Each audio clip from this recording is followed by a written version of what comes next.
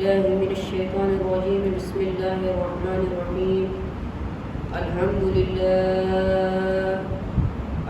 لله رب العالمين والعاقبة للمتقين والصلاة والسلام عليك يا سيدي يا رسول الله وعلى آلك وأصحابك يا سيدي يا حبيب الله إن الله وملائكته يصلون على النبي يا أيها الذين آمنوا وسلموا تسليما صلوا عليه وسلموا تسليما اللهم الصلاة والسلام عليك يا سيدي يا رسول الله وعلى آلك وأصحابك يا سيدي يا حبيب الله درود ان پر سلام ان پر یہی کہنا خدا کا ہے درود ان پر سلام ان پر یہی کہنا خدا کا ہے خدا کے بعد جو ہے مرتبہ صلی علیہ ہے۔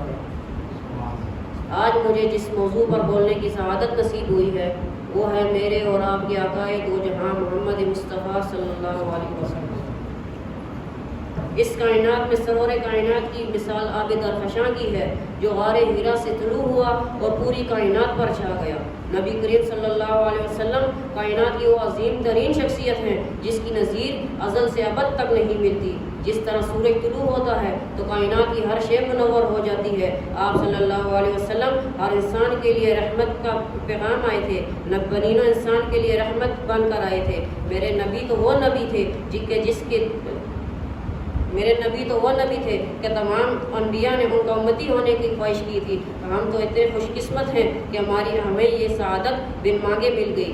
ہمارے پیدا ہوتے ہی ہمارے کانوں میں اذان دی جاتی ہے کہ مبارک ہو تم اس نبی کی امت سے ہو جس پر خالق دو جہاں کو بھی ناز ہو۔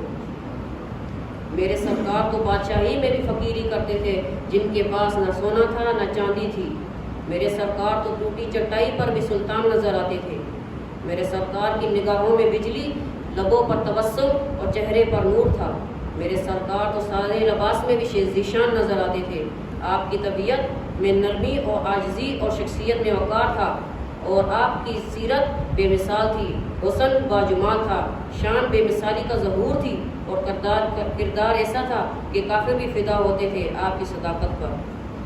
میرے نبی تو امن و محبت کا پیغام تھے، اندھیروں میں چراغ بن کر آئے تھے، گنہگار بندوں کی سلامتی بن کر آئے تھے۔ میرے نبی تو وہ نبی ہیں کہ جن کے دم سے دنیا کے کونے کونے میں اجالا پھیلا۔